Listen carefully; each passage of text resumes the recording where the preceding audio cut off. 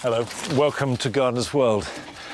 Pruning the limes that are pleached around the vegetable garden is a very symbolic action here at Longmeadow because it feels like spring it can't really begin until all osseous growth is cut away, we're left with the bare bones, and then the new growth can come in and follow it. And over the years it's a job I've learnt to love because it's so symbolic.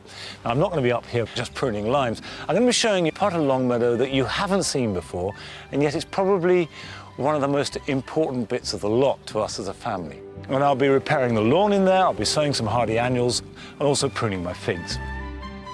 Carol will be visiting the Gibberd garden in Essex.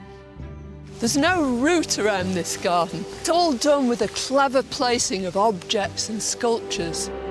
And Joe is dealing with a problem that seems to have affected a lot of gardeners over the last hard winter. Did it have orangey sort of? Yes, it was running down the trunk. Oozy, yeah. Orangey, yellow. It looked as if it was foaming as well. Foaming? Yes.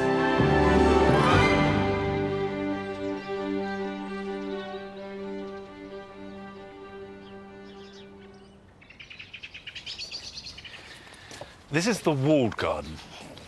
And it was the first piece of garden that we made when we came here 20 years ago. In fact, it's always been our domestic space. There's been a paddling pool in here and trampoline, and this is where we eat in the summer. And it comes into its own round about mid-May and is really nice from then through to mid-September, I suppose.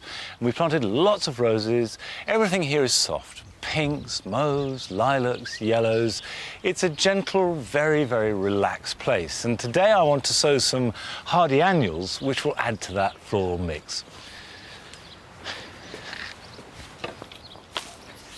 Now, annuals are brilliant at thinning the ground and adding colour and texture just as well as perennials, although for a shorter term. Now, if I just broadcast them, they would grow.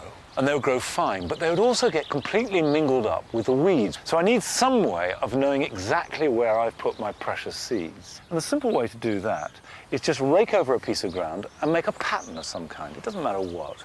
If I draw a cross like that, and then sow my seeds in that cross, as they grow, I'll be able to see very clearly a cross of little seedlings in amongst any weeds that grow. So I weed everything but that cross. Then I thin them, and as they grow up, believe you me, you lose the pattern. And it doesn't matter if it's a cross, a circle, a square, a zigzag, any old shape you like, just something you can recognize. Now, my choice of seeds is dictated by the color theme in this part of the garden, which is soft. So I'm going to put some cornflowers in here, and these will have a lightish blue. We don't want any harsh, intense colors. We've got the jewel garden for that. And I just put them in thinly. It's much better to have fewer healthy plants, not competing too much for nutrients or water, than lots and lots that are struggling to survive. You'll get just as many flowers as a result. And I will have to thin these slightly as they grow. So I'll probably end up only with 4 or 5 plants in this spot. And then just cover up the rills gently with my fingers like that. And now, mark it, which is why I'm clutching these prunings. These are lime prunings, and you can see that lovely red. Right, that's one little patch, and I'll do this all over the wall garden, filling the gaps. Hardy annuals tend to come from the northern hemisphere, which means that they respond to light just as much as they do to heat. So by sowing them now, as the days are getting longer, they're giving them the maximum opportunity to grow really fast, set flower, ideally round about the longest day or before, and then that gives the seeds time to ripen and fall as the days get shorter. By adding hardy annuals to this piece of garden, I'm building up a tapestry of colour. And sometimes a scent with it, and sometimes it's individual flowers work, but overall it's a sensual, floral experience, and I love that. But Carol has been to the Gibberd garden in Essex, which has been created through a love of sculpture, architecture, and dramatic design.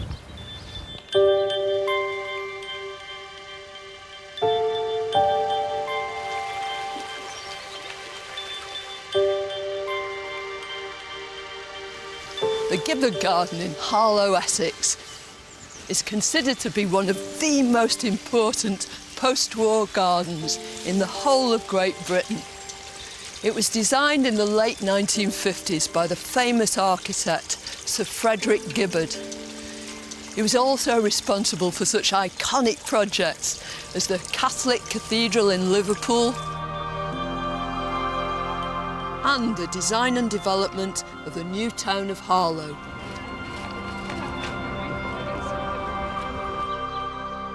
Gibberd created his own private fantasy with a number of garden rooms that tempt you in different directions, using sculpture and landscape design.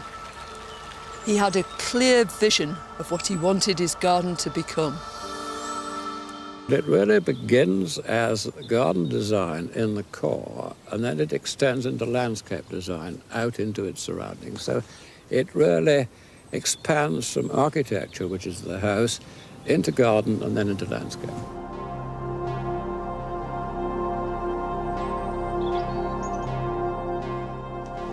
Sometimes Sir Frederick modified his house, building these enormous windows to frame views that already existed outside and enabled you to see them from the house. And always there was this wonderful organic relationship between the inside and the outside.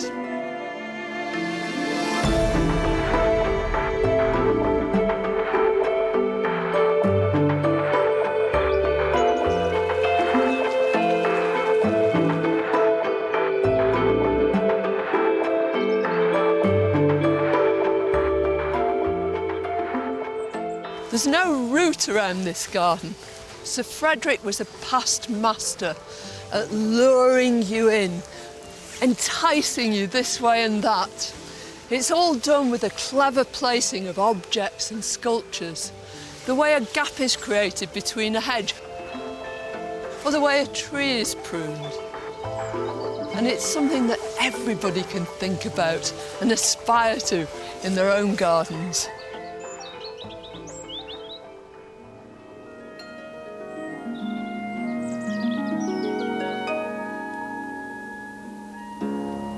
Garden design, in its simplest form, is the art of picture making. And I think my best example is the view of a Roman temple. If you stand at X and you look, there it is, a perfect frame picture. Sir Frederick loved this nut walk, 3 parallel lines of coppiced hazels, but he felt that it needed at its end some focal point, and he wanted a white sculpture. He couldn't find anything, so in the end he had this lovely lady commissioned. She looks perfect at the end of there, and it's typical of his desire to integrate sculptures and artefacts within the garden that he was designing.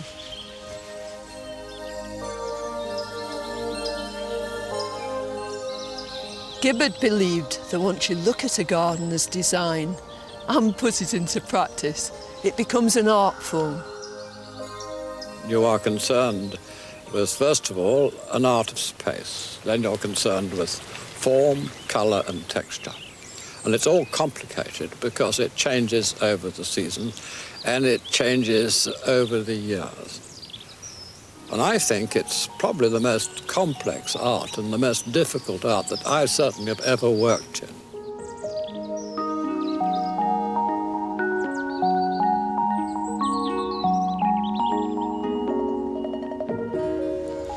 Long ago in my youth, I was trained as a painter. And it's true that I tend to see everything in terms of 2 dimensions. I think about my garden and it's like a flat plan. But one thing I'm really going to take home from this garden is this wonderful use of space, of volume, of vertical structures. I'm going to go home with all sorts of new ideas. If you're planning a garden visit this weekend, the Gibberd garden has just opened its gates for the new season. But if you can't get to Essex, there's Little Sparta in Lanarkshire, the Barbara Hepworth Sculpture Garden in St Ives, and the Yorkshire Sculpture Park, Wakefield. all are stunning and well worth a visit.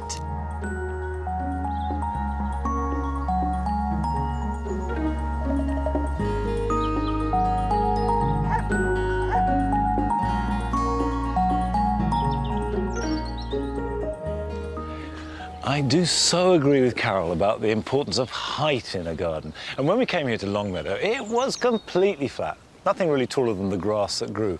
So I've tried to get as much height as possible. And you can do that in quite a small space. I mean, this walk is very narrow, but it's clipped back now, but it will grow another 2 or 3 feet. And I've tried to get the hornbeam hedges as high as I can manage them.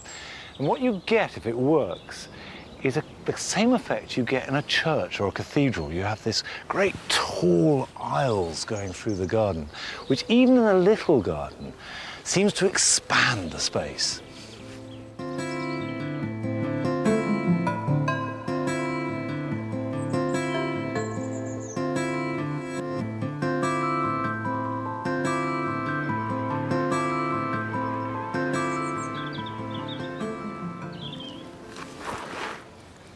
The primroses are coming to an end in the coppice, but they're replaced by another flower I absolutely love. This is the wooden anemone. And you can see the outside of the plant is flushed with a sort of mauvey pink streak. But the inside, when they open, which they will do in the sunshine, is almost pure white with this delicate, almost citron yellow interior. And although each individual plant seems almost fragile, the massed effect can be really dramatic. And they've spread obligingly from the dozen or so that we originally planted. And just for a few weeks now in April, they are the heroes in this part of the garden.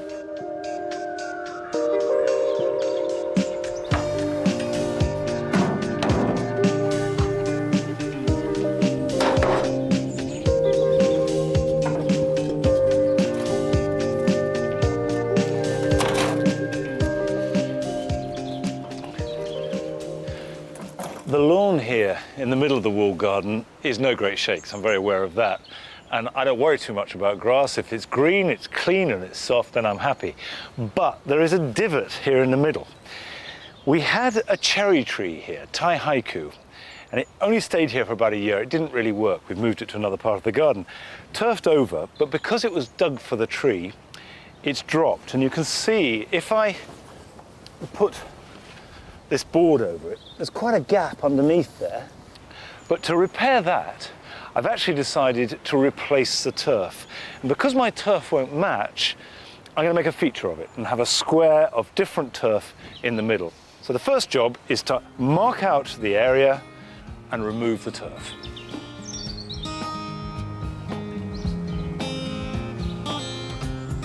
If you're removing turf, the best way to do it is in sections that can be handled so that you can reuse it.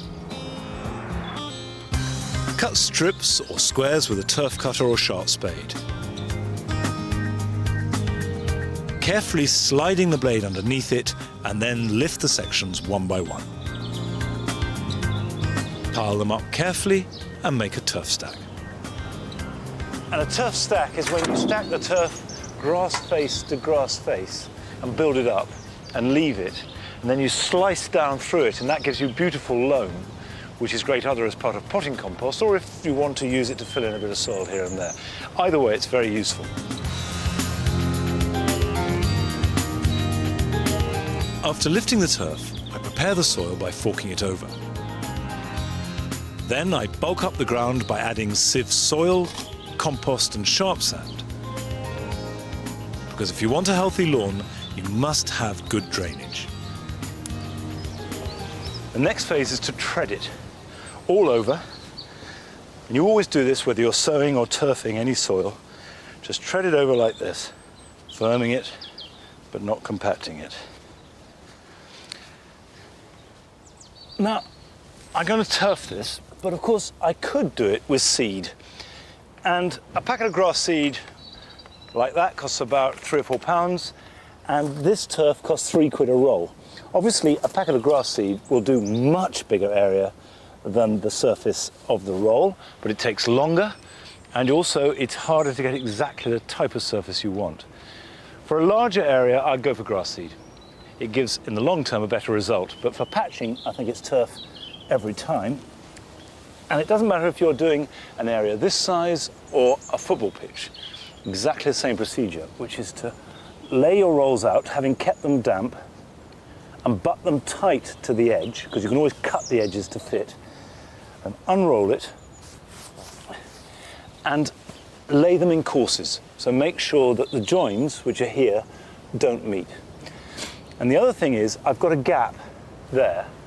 You never put your short sections at the edge. So what we'll have to do is cut that and put a short section in the middle. Because before turf bonds, it dries out unless you're very careful. And the edges curl like a stale sandwich. So the smaller the piece, the more the edges are likely to curl. So we want to keep that join there nice and big.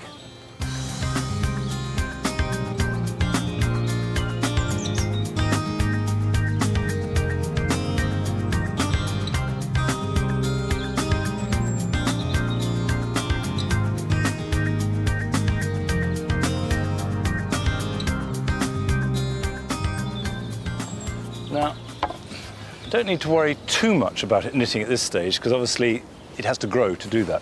Just want to make sure it's level. If remember, I put the board across and there was a great big dip. Well, it's not there now. Although it looks like finished grass, we should treat this like seed and not walk on it for at least 2 weeks. And a good rule of thumb is when it's growing strongly, and keep it watered.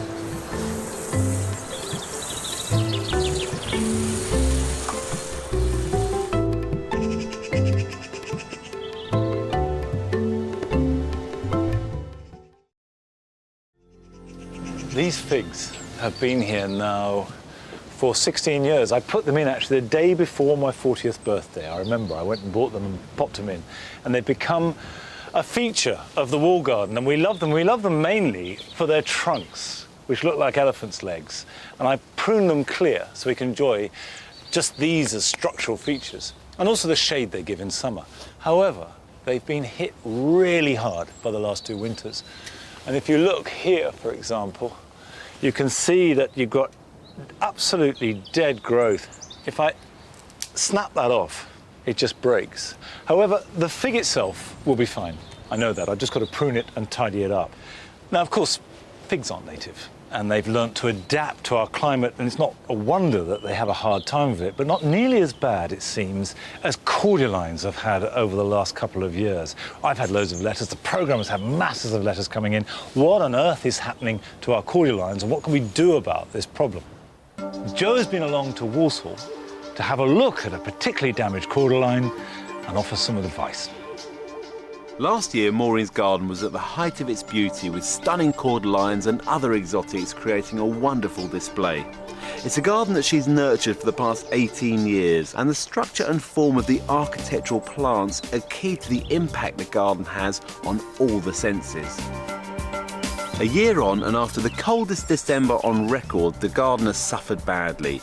I've had a long chat with Maureen before coming to visit her, and I suspect that the damage is not solely down to the cold weather.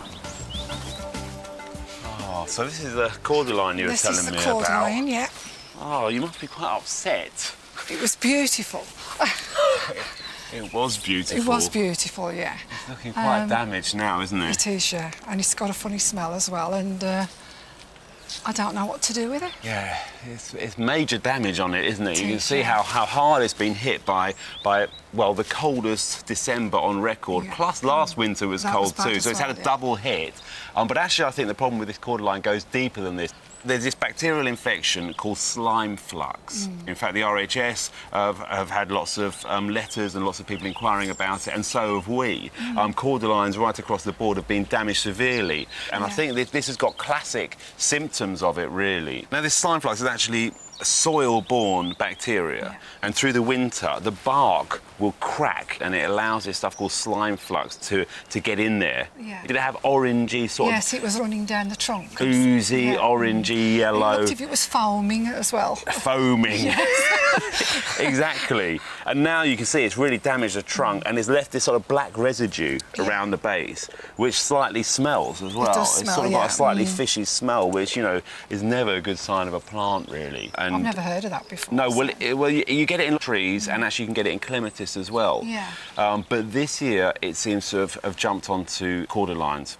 Will that infection spread to the rest of the plants that I've got planted round it, Joe? Most of these plants will be absolutely fine with Yeah. it. Most healthy plants can ward off most infections. Yeah. So it's because this has been hit by the frost that it's become susceptible to it. Yeah. The good thing about cordylines is that they will generate from the base. Yeah, It's yeah. called epicormic growth. It comes from the base and they start all over again. All right. Which is great. So what it means is we've got to take this down to quite low, almost at ground level, take all this structural damage out, and hope that it And hope it'll- regenerates. yeah. Yeah.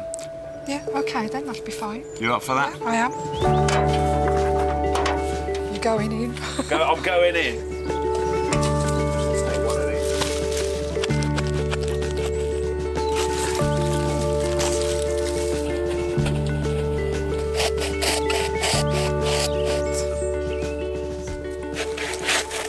Got it? That's it. It's heavy, that bit, isn't it? Because it's full of water. It's amazingly fibrous and wet still. Well done. But you can see here it's a nice clean cut now, and that's quite important, that you don't end up with sort of lots of bits sticking out. It's a nice single clean cut through it. Can we treat that now, or do you just leave it as it is? Just leave it as it is. It doesn't need treating with anything at all. No. And just protect it in the winter if I have any new growth. The new growth, it's important that you protect it because it'll be young and it'll be tender. Yeah. And if we have another sort of severe winter, Yeah, it's just gonna repeat. So Okay. the idea is to really try and establish Yeah. some woody growth Yeah. that can get through a winter. Yeah. But it'll probably split. Rather than having a single trunk, you'll Yeah, probably have two or three, which can look fantastic. Yeah, Actually, I prefer yeah, cordylines yeah. when they split a bit. Yeah, that'll be good. And actually, the old timber, what I would do is I'd put it in the green bin for your council to take Yeah. away, because they compost at a much higher temperature than you do at home. And what they'll do is they'll chip it and then they'll compost it, and it's Yeah. so hot that they sterilise it all the way right, through. okay, yeah. Whereas at home, you're not going to reach those temperatures, No. and you're going to run the risk of reintroducing, slime the flux infec- back into the garden. okay, so you're yeah. better off getting it out. Yeah, OK. Once you've had to remove a large architectural plant from your garden, what can you do to fill the space that's left behind? Well, I've come up with a very simple design solution that will fill the gap whilst the cordyline regrows. I was wondering, this black willow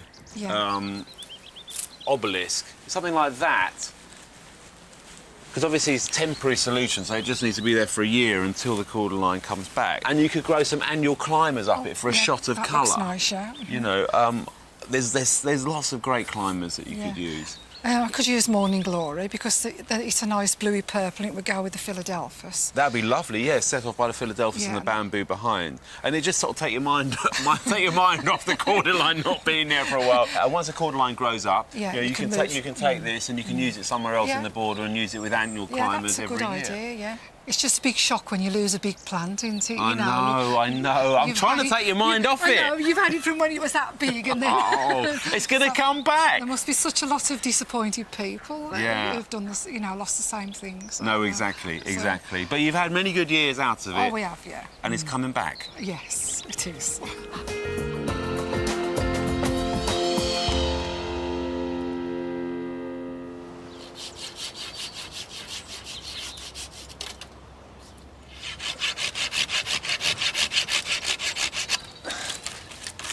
Now, this fig, as I say, I'm pruning for its aesthetic qualities.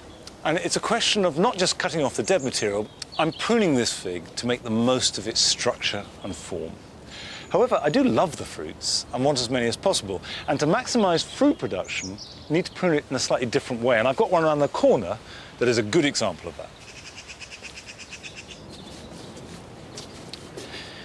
This little fig is planted against what is a southwest-facing wall. It's only been in here for a couple of years, and it's not very well pruned, but the idea is to let it grow against this wall and not get any bigger than the space of the stone around it. And if you want fruit from a fig, there are two things that you have to consider. One is to restrict its root growth, so it puts its energy into fruit, and the other is to prune it appropriately. Now, as far as root growth goes, you've got the wall on one side, stopping it go that way, and you've got very stony, thin soil here. So this is a good position and lots of sun. As far as pruning goes, we're trying to create short, rather knobbly sections rather than long, whippy growth. I'm going to start by removing the suckers at the base of the plant because they will be very vigorous but be sapping energy from the plant. So we'll take all these off, and that will need redoing every year. As we come up, we'll take that off because it's going against the wall. I take this branch off because it's growing outwards and I want to keep everything as flat as possible. And these are crossing and eventually they're going to rub, and that's no good. So some of these are going to have to go. Now, there's no system to this. I'm making this up as I go along. I'm using common sense. What I'm thinking is I want a two-dimensional plant that is fundamentally growing laterally and not out into that direction. So what I have now is just the basis of a fan train fig, nothing too formal, and that should bear plenty of fruit, especially when I tie it in and let lots of light and sun get to it and bake those figs and get them ripe, which won't be until September at the earliest.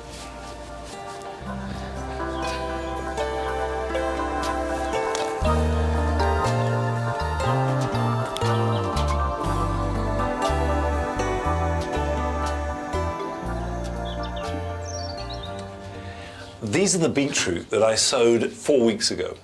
They've germinated, they've come through, but they need to be hardened off before I can plant them out. They've gone from the hot bench, they're now in this cool part of the greenhouse. Next stage is to take them out to the cold frame. Now, there are lots of other things to be doing this weekend, and here are some ideas that you could be doing at home. If you're raising plants from seeds, it's important to prick them out as soon as they develop true leaves. Hold them by a leaf and ease them gently from the soil, taking as much root as possible, and you'll be surprised at how much root there is. Put them in a new, slightly larger container, gently pressing the soil around them, and then water them in well, which will also help to consolidate the soil around their roots.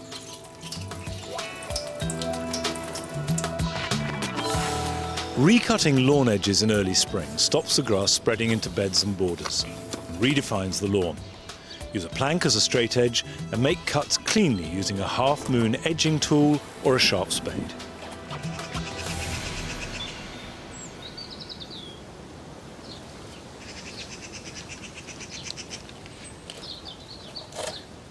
The beetroot go into here, where it's open during the day but closed up at night so that they get some protection, and then from here they'll go and stand outside day and night in this slightly protected space, so by the time they're ready to go outside they're hardened off, they're robust, and they can take whatever the weather throws at them. At this time of year, that rhythm of seeds and seedlings and hardening off and planting out just rolls along, and I love that. And that's pretty much what I'll be doing this weekend. But I'll see you again next Friday here at Longmeadow. Till then, bye-bye.